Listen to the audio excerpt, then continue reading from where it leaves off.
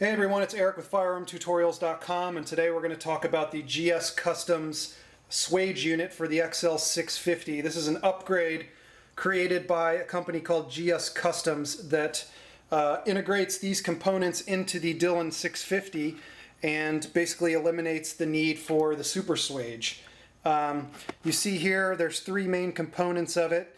You've got the actual swage unit here, the swage actuator bar, and a different tip if you want to do, larger brass, like 308 and stuff like that.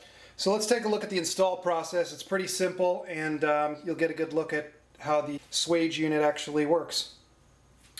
Okay, so starting the install process, we are going to just remove the shell plate here for starters. And there's a couple other things we'll need to remove, and then we'll pretty much be in business. So we remove the shell plate. Now we're going to swing around to the other side here and remove the priming station. Okay, so in order to get this started, we're going to have to remove the primer station here so that we can get to the bottom portion here, replace the stock priming unit with the swager, and also remove the primer indexing wheel. Or we won't be able to use this with the swage unit because obviously the swager is larger than the priming rod here, so it won't fit through the shell plate here, but it's pretty easy. So let's go ahead and do that. Just going to remove these two bolts up top here.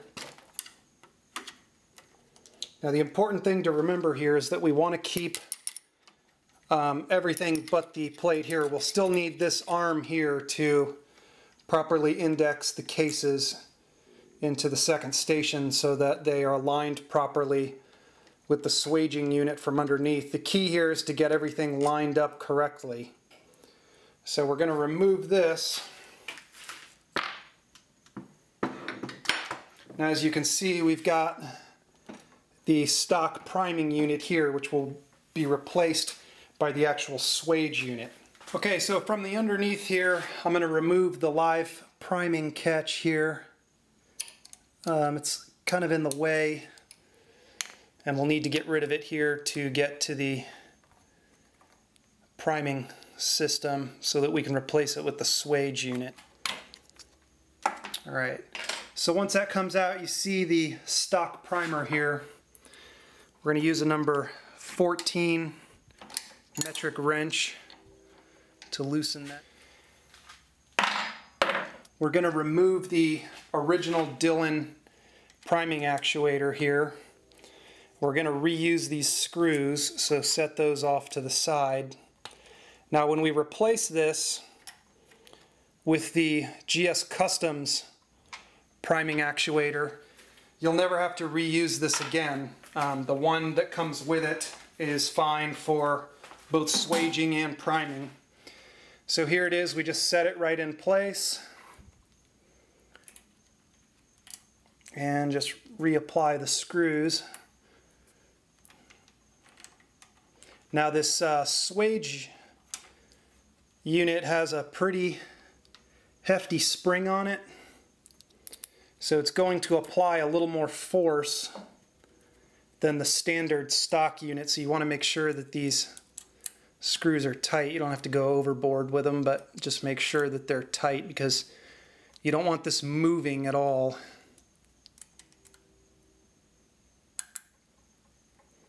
There we go. Alright, so if we take a look at these side by side, obviously you've got the GS Custom swage unit on the left and the Dillon Precision just stock small priming unit on the right. Now a couple things you notice. A is the size of the spring. Now you see I can actually actuate this by hand. It's a little difficult, but I can get it to move. Now with this guy, you see how thick the spring is, and that's why I mentioned that actuator needs to be tight and why it's been upgraded, because no matter how much force I put on this, I can't get it to move. One thing you'll also notice is the difference in the tips here. You see this has a polished tip so that the cases load in and out smoother as they're being swaged. It's obviously not needed for the priming unit, but that's just a good look at differences between the two units. Okay, so if we take a look at the bottom of the priming unit here, what we're going to have to do is remove the priming wheel. It's pretty easy to do. We're going to remove this screw along the bottom, angle this guy up to the side, push from the top here. You'll see that this is spring loaded. Gives you a little bit of space there. Pull this out, remove the plate. Now, something you want to be aware of is that this ball bearing here is going to drop out, and there's a spring behind it too. So just make sure that you save these pieces, because you will need these again for the unit to function properly once you start priming again. So that's pretty much it for the bottom of this. We're just going to reattach it by bolting it on the same way that we took it off. Alright, so before we reattach the priming system, let's install the swager from the bottom. Basically the same way that we removed the factory one. Just screw it in place, and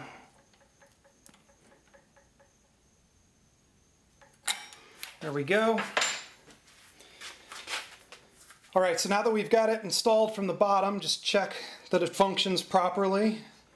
And we see that it does. You'll notice that it takes a little more strength to push the handle forward as it does with the original Dillon unit. What I'm going to do here is just put a little bit of grease on here just to aid it in operating smoothly. Now we are ready to reinstall the priming system. Again, make sure that you saved the ball bearing and spring, and then we'll just reattach the original bolts.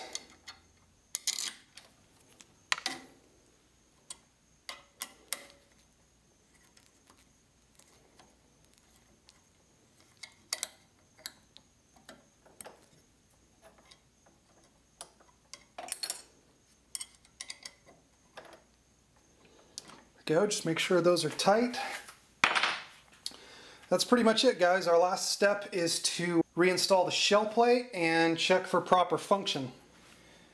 Okay, so when reassembling the shell plate, the important thing is to make sure that you've got no wobble. This has to fit very precisely, even more so than it does under normal operation, because you've got the priming system using the swager, which is larger, comes up through here. So, okay, so here's a look at what I'm talking about. You see here the extra area needed for the swaging operation actually happen is just large enough so that it fits in this opening in the shell plate. So you need to make sure that you have your shell plate adequately secured and that everything is lining up before you start running cases through it. Just make sure that everything is operating smoothly and that you don't hear any clicks or any cracks that would indicate the swager making contact with the shell plate. So that's about it. It looks like everything's good to go. Let's run some cases through it and see how we do.